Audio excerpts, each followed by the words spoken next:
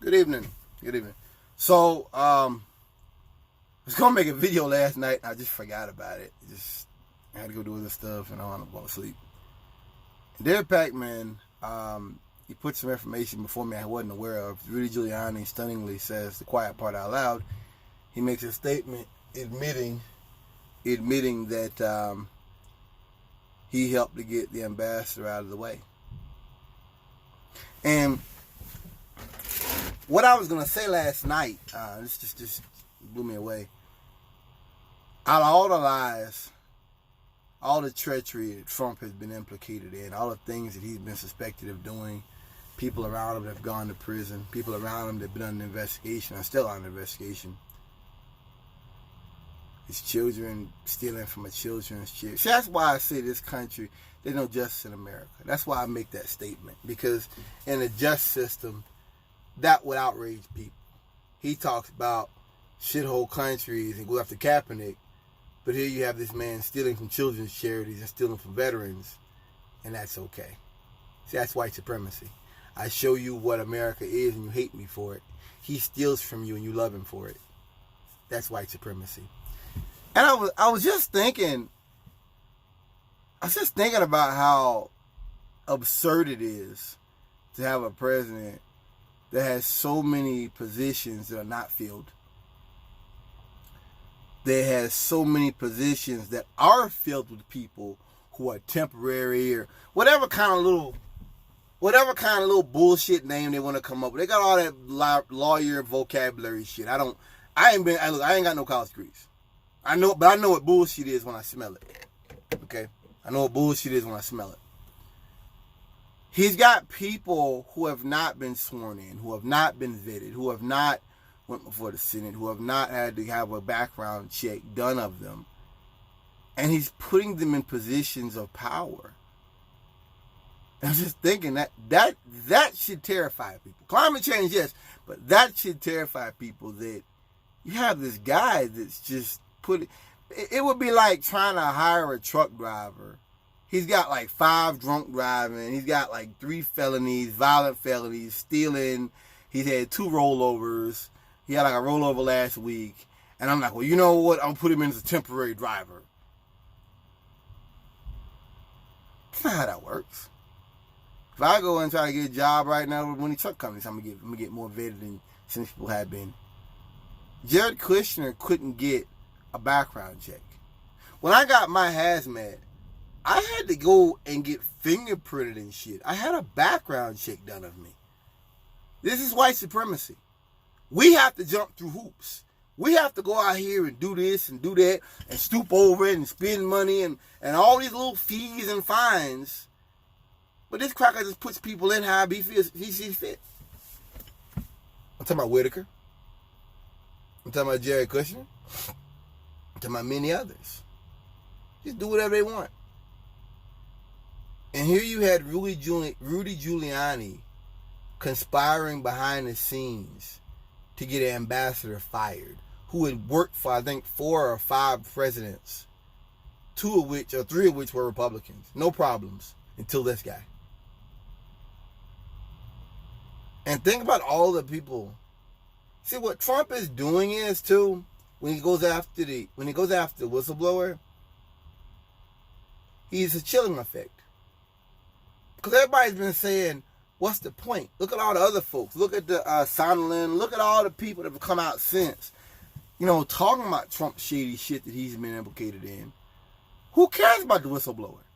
Because he wants to get that man killed. See, Trump looks at it as personal. I don't think Trump cares, and I think his followers don't either. I don't think they care about what comes out about him. I think that Trump kind of gets off on people knowing, hey, I'm really a bastard. I'm really a sneaky sociopathic bastard. And I lie every 2 minutes. I think he kind of likes that. That's something about criminals is that you can't, when you're dealing with criminals, you can't come at them with, being a good person. You can't do that because That's why they're doing it. That's why they're robbing banks. That's why they're assaulting people. That's why they're raping. That's why they're breaking houses. They don't care about the social construct. That's what makes them dangerous. That and the violent nature of their crime. But just the fact that they're willing to harm people who have not harmed them, that is the mens rea. That's the problem. And I think that Trump gets off on that. I think he wants to put fear into the hearts of anybody that from this day forward comes out. I think that's the main thing, man. Trump is in damage control. Trump is in damage control. Trump not trying to win. He's like he's on Titanic, and there's been like 3 floors have flooded. And he's like, shit. Close off the bottom floor, and they're like, well, it's gonna kill 100 people. I don't care. That's what Trump said, man.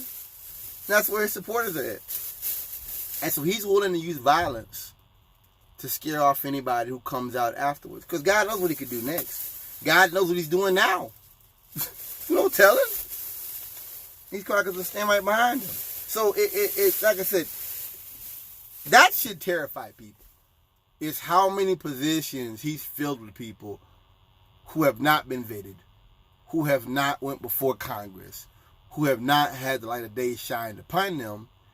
And it's almost like Trump is running the presidency like it's a temp job. I said that before. It's like me, I'm a temp. You know, they call me and I do this, do that, do the other. That's how Trump deals with people around him. That's how he deals with the system. That's how he faced the system. It's just, who cares, you know? I'm not gonna be here another, 4 years. If I am, Trump. I don't think Trump cares what happened to America 5 minutes after he gets out of office. I think if an asteroid landed, or if a war broke out 5 minutes after he left the White House, I don't think Trump would care. And I mean that. Like I don't think he'd care whatsoever about that. I don't think he has any qualm about who he harms. I said it before. Like I said, he's in damage control mode. And this is what you do when you're in damage control. These are the things you do. You put in people, and that may change and move them out in a second. Look at all the folks that have left. That's what gets me with his supporters, is that's how you know they're beyond hope. Because look at all the folks who have been working in politics and doing things and have never had a problem until now. Look at all the people who've been doing their jobs and now Trump's throwing them out. The swamp. Oh, that swamp. Nah, nigga, you the swamp. And you bringing in your own crocodiles. You bringing in your own super mutant crocodiles. Like I said, Trump has got everything he wanted. Honestly, you got to give him that. He's gotten everything he's wanted. And more. And all they're doing is like, okay, we got to lock some people up. And he's like, I can't believe it. I mean, Trump is white supremacy, white privilege laid bare.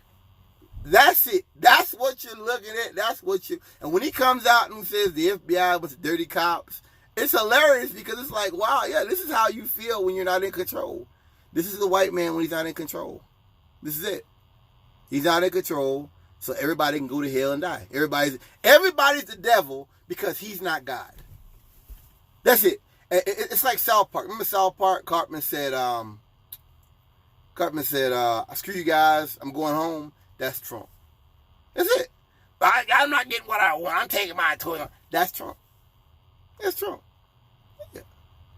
But his toys have more to do with goodwill, integrity, legitimacy, being legitimate, how he treats people. It's those kind of things when I say toys. That's really what I mean by that. So, but hey, it is what it is, bro. You can't reason with a devil. You can't fix a devil. This is the devil's at work. You know, and it's the hey, his little minions are coming out of the closet. They're jumping out of that white closet, aren't they?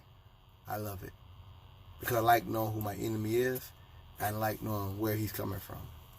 That way, I know how to deal with him. Peace.